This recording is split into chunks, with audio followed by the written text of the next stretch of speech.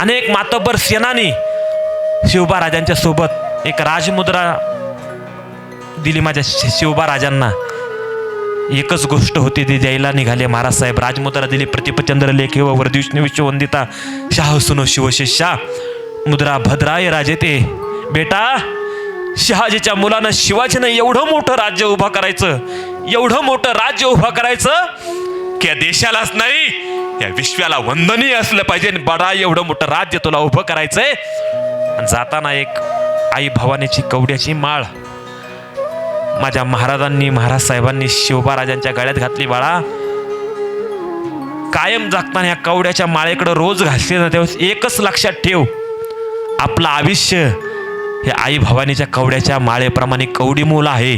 एवढं रोज उठल्यानंतर तुला कळायला पाहिजे. बस, रयतेसाठी जगायचंय, स्वतःसाठी जगणं सोडून द्यायचंय. प्रत्येक क्षण ना क्षण, तन ना तन, मन ना मन आणि धन ना धन, हे रयतेसाठी आपलं आयुष्य आहे. भोसले कुळींचा संपूर्ण जी काय असेल कुळी या भारत मातेच्या रक्षणासाठी, देव देश धर्मासाठी अर्पण. माझ्या शिवबा राजांना ती कवड्याची माळ दिली. कडकडून मिठी मारली माझ्या शिवबा राजांनी. मिठीतून कुठं बाजूला होतो तो शिवबा राजे. अरे बापाला सोडून जायचंय. अनेक जण सांगतात बघा, बापाला मिठी मारून बघा म्हणतात. लहानपणी मारू, मोठं झाल्यानंतर विचार करा. मारता येते बापाला मिठी? अरे बोलायमच वाटतं, पण ते धाडस पण होत नाही की बापाला जाऊन मिठी मारावी म्हणून.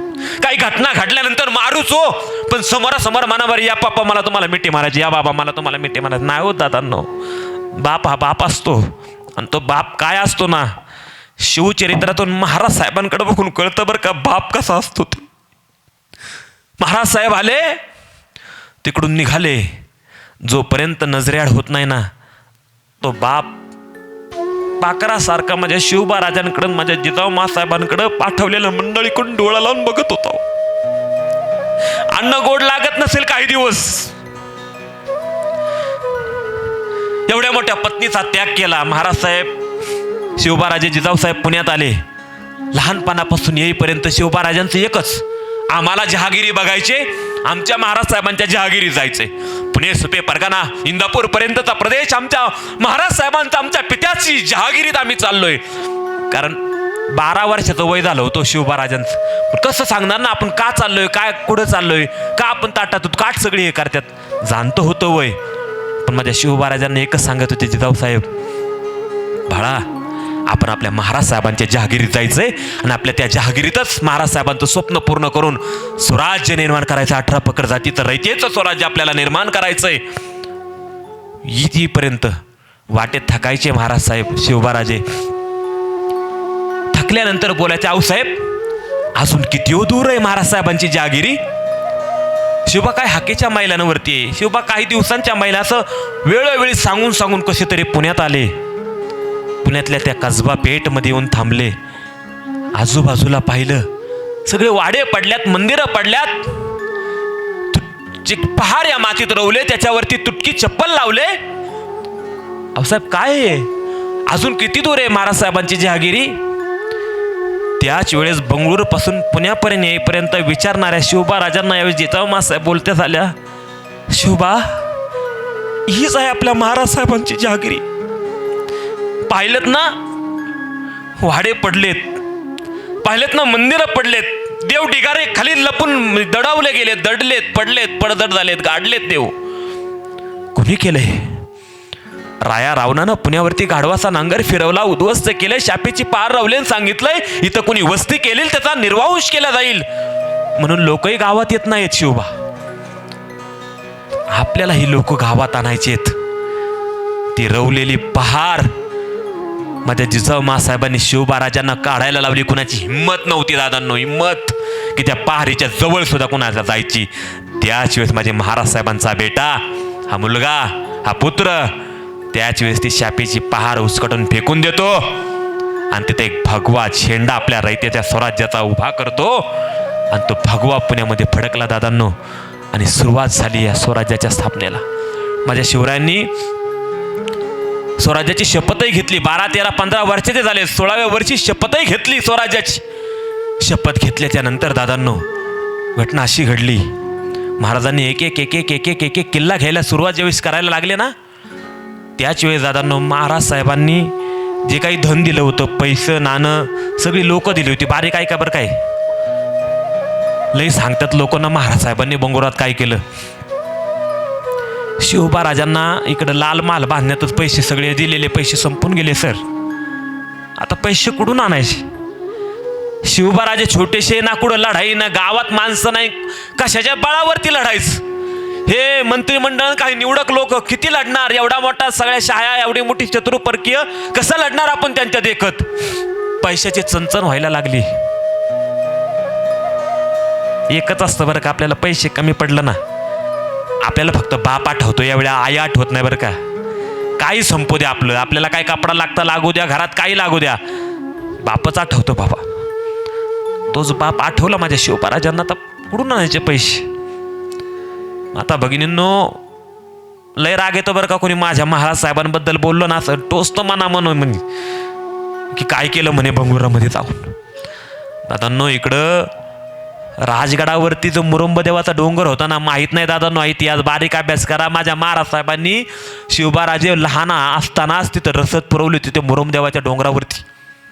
तो डोंगरच त्यावेळेस महाराज साहेबांच्या मनात बसला होता की इथंच आपलं स्वराज्य निर्माण करायचं. या मुरुंब देवाच्या डोंगरावरती जर बांधकाम करून, त्याला जर व्यसन घालून, त्याची डागडुजी करून, तटबंदी बांधून निर्माण केलं, एक मोठा सुंदर गड होऊ शकतो. तो असा इकडं पूर्वेला पाहिलं तर तोरणा, पश्चिमेला पाहिलं तर तोरणा आहे, पूर्वेला पाहिलं तर पुरंदर आहे, उत्तरेला पाहिलं सिंहगड आहे, दक्षिणेला पाहिलं रोहिड आहे, आजूबाजूचे सगळे किल्ले आहेत. आणि मधीच जर मुरुंबदेव, इथंच जर गडाचं बांधकाम करायला सुरुवात केली तर स्वराज्यासाठी सुरक्षित भूमी होती. सारा 12 मावळातच जायचं होतं राहायला, कारण सगळे मातबर सेनानी त्या 12 मावळात होते. आणि 12 मावळाचं सगळं ताकद दादांनो माझ्या शिवबा राजांच्या भाऊमध्ये होती. एक एक एक सरदार जवळ केले. आता पैशाची चणचण कमी पडली होती. कुठून आणायचं पैसे? माझ्या शिवछत्रपतींनी पहिला किल्ला घेतला होता. म्हणजे तसं तर राजगडाचंच बांधकाम सुरुवात केली होती, पण त्या राजगडाच्या मुरुंबदेवाच्या वरूनच हा शहाजी राजांनी दाखवलं होतं. शिवबांना सगळं हकीकत, सगळी दूरदृष्टी माझ्या शिवबा राजांना समजावून सांगितली होती. ऐका वारी, कुठं ऐकलं नसेल इतिहास. लय तन्मन सर, जशी तुम्ही तारीख दिली ना, मी बाकीचा वरवरचा इतिहास सांगायचं मी सोडून दिलं. मला एकच कळतं, जे माहीत नाही ना कोणाला. लय 4 दिवस झालं भरपूर कुठं काय मिळन, कुठं काय मिळन, अनेक पानं चालली सर आजच्या कार्यक्रमासाठी. कारण आलोय ना महाराज साहेब सांगायला, त्यांच्या काळजातली भावना कळली पाहिजे फक्त आम्हाला बास. आणि माझ्या महाराज साहेबांनी सांगितल्याप्रमाणे राजगडावरती महाराज आले, राजगडावरती ठाणं मांडलं. कारण राजगड त्यावेळेस असं लय मोठं हे ह्याचं स्थान नव्हतं, फक्त एक मुरुंबदेवाचा डोंगर म्हणून प्रख्यात होता, पण त्याच्यावरती अनेक तपश्चर्या करणारी साधू मंडळी गडावरती होती. अनेक देव जागृत त्यावेळी 14, 20, 28 वर्ष लोकांनी तपश्चर्या करून तिथं देव जागृत केलेली ही पवित्र भूमी महाराजांच्या तेव्हापासून डोक्यात होती. शिवबा राजांना सगळं त्या मुरुंबदेवाचं ठाणं जिंकून घ्यायला लावलं. राजांनी जिंकलं सुद्धा. राजांच्या समोर दिसू लागला आता एक एक गड. तो तोरणा गड घेतला, पण गड कसा घेतला?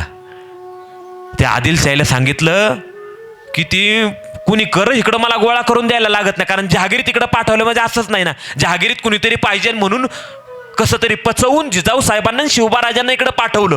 पण आता पाठवल्यानंतर त्या जहागिरीत आता कसं काय पैसे कुठून द्यायचे आदिलशाहीला मिळून?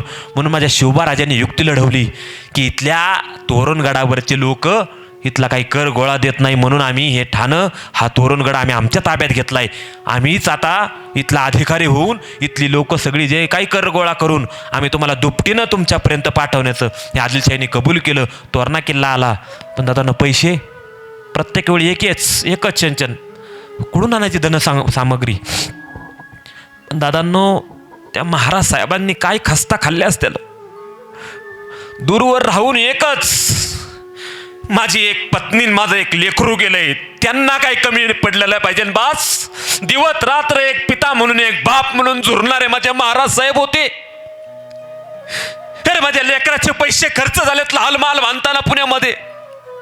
बलाढ्य लाल महाल बांधला. माझा लेकरू, माझी राणी, माझी जिजाऊ महालात राहते. पण आता गडकोड जिंकायचं आहे, पैसे कुठून आणायचे? म्हणून दादांनो, इतिहासात असं सांगितलं जातं की तोरणगडावरती माझ्या शिवरायांना धन गावले म्हणून डागडुजीचं बांधकाम करता करता. एवढं सोपं होतं का? कुणालाच धन गावत नव्हतं त्या काळी. आपल्या शिवबा राजांना तोरणा किल्ल्यावर धन गावलंय, राजगड किल्ल्याचं गुंजवणीचं दरवाजाचं बांधकाम करताना धन गावलंय. आम्ही सहज बोलून जातो. दादांनो, ह्याच्या पाठीमागं लय मोठं राजकारण आहे. तिकडून सही सलामत जर धन दिलं गेलं तर आदिलशाहीला कळेल तिकडं बंगुरात राहून हाच बाप शहाजी आपल्या लेकराला मदत करतोय, गुपितपणे पुन्हा स्वराज्य निर्माण करण्याचं काम करतोय, हे कळू नये म्हणून माझ्या महाराज साहेबांनी बंगुरातून दिवसाचा रात्र करत कसं तरी लपून छपून जे पैसे धन पाठवलं, धनसामग्री, आता तो उघड उघड कशी द्यायची लगेच कळन म्हणून त्या तोरण किल्ल्याच्या बुरुजामध्ये लपवलं गेलं. मुद्दाम होऊन राजांनी ते मावळ्यांना खोदायला लावलं. मावळ्यांना सुद्धा कळवून नाही दिलं, कारण आपोआप भोबाटा होईल. कारण त्यावेळेस नुकताच विश्वासाची नाती नुकताच राजे तयार करायला लागले होते, एक एक माऊन नवीन नवीन लोक जोडायला लागले होते. आणि त्याच वक्ताला दादांनो त्या धनामध्ये अनेक राशी देवदेवतांच्या मूर्त्या सुद्धा माझ्या महाराजांनी, महाराज साहेबांनी त्या ठिकाणी दिल्या होत्या. आता पैसे सापडले, महाराज साहेबांना धन सापडलं, ही चर्चा सगळीकडे झाली दादांनो. म्हणजे बोलतात ना, महाराज साहेबांनी बंगलोरातून काय केलं? ते राजे बंगलोरात होते, पण प्रत्येक क्षण दादांनो ते बंगलोरात राहून स्वराज्यासाठी जगत होते. एवढे पैसे पाठवायचे, एवढे किल्ले बांधायचे, सगळे एक ना एक पै न पै दादांनो महाराज साहेबांनी शिवबाराजांना पुरावले. हो, पुढं लढाईत त्यांनी कमवलं, ते बाजूला राहू द्या, पण स्वराज्याची म्हणजे सुरुवात होताना जी काही सगळी मदत केली ना, जे स्वराज्य कुणामुळे उभं राहिले ना, फक्त महाराज साहेबांमुळे हो. अनेक घटना घडल्या महाराज साहेबांच्या बाबतीत सुद्धा. आणि हे सगळे किल्ले घेतल्यानंतर आदिलशाहीला तिकडे कळालं हे शिवबाराजे काहीतरी वेगळं करतोय. म्हणून दादांनो कटक कारस्थान केलं बरं का. या जगाच्या पाठीवर मी सुरुवातीलाही बोललो, माझ्या महाराज साहेबांना कुणी रणांगणात हरवेल असं कुणी नव्हतं, पण त्या वक्ताला दादांनो हरवेल, आता कुणीच हरवणार नाही. म्हणून माझ्या महाराज साहेबांना दादांनो दगाफटकीने पकडायचं असं आदिलशाहीने ठरवलं. आणि दादांनो महाराज जिंजीच्या मोहिमेवरती शहाजी महाराज झोपेतच असताना सर महाराज साहेबांना पकडण्यात आलं. कोण होतं पकडायला? मुस्ताफा खान आणि त्याच्या जोडीला बाजी घोरपडा महाराज साहेबांना पकडायला. महाराज साहेबांना माझ्या झोपेत असतानाच पकडलं. आणि मुस्ताफा खान गेल्याच्या नंतर सगळी जबाबदारी त्या अफजल यांनी घेतली. आणि त्या अफजल खानाने दादांनो बेड्या ठोकल्या, माझ्या शहाजी राजांना साखळ दंडाने करकसून बांधलं. कारण त्यांना माहिती होतं शहाजीला असं दोरखंड लावून पकडू शकत नाही, शहाजीला उघड उघड हाताला धरून नेऊ शकत नाही. शहाजीच्या भाऊमध्ये तेवढी ताकद आहे. सगळ्या शहाया उलथ्या पालत्या केल्या. शहाजी महाराजांबरोबर लढणं सोपं काम नाही, म्हणून साखळ दंडात करकसून बांधलं होतं शहाजी राजांना. हत्तीवरनं मिरवणूक काढली, विजापुरात फिरवलं सगळ्या शहाजी महाराज साहेबांना. शिवबा राजांना बातमी कळाली की महाराज साहेबांना पकडलं गेलं. जिजाऊ साहेबांना कळालं महाराज साहेबांना झोपेत असतानाच पकडलं गेलं. दादांनो काय वाटलं असेल शिवबा राजांना, पण लय चतुर शिवाजी महाराज. अरे बेटा कोणाचा आहे? लागोलाग दिल्लीच्या बादशाला पत्र दिले शहाजहानला की आमच्या पिताश्रींना आदिलशाहीने पकडलंय, अफजल खानाने पकडलंय, बाजी घोरपडे यांनी सगळ्यांनी कटकारस्थान करून पकडलंय. तुम्ही जर आम्हाला मदत केलीत तर आम्ही इथला सगळा कर गोळा करून आम्ही आमच्याकडं काहीच न ठेवता सगळी रक्कम आम्ही तुम्हाला देऊ. फसवलं मुसद्दीगीर होते महाराज सुद्धा. तिकडून जसा सपोर्ट कळायला लागला का शहाजहानचा, तशी आदिलशाही घाबरली आणि त्या ठिकाणी ठरवलं शहाजी राजांना सोडून देते. सरलष्करी पदवी माझ्या शहाजी राजे महाराज साहेबांना दिली आणि सन्मानानं महाराज साहेबांना सोडवलं.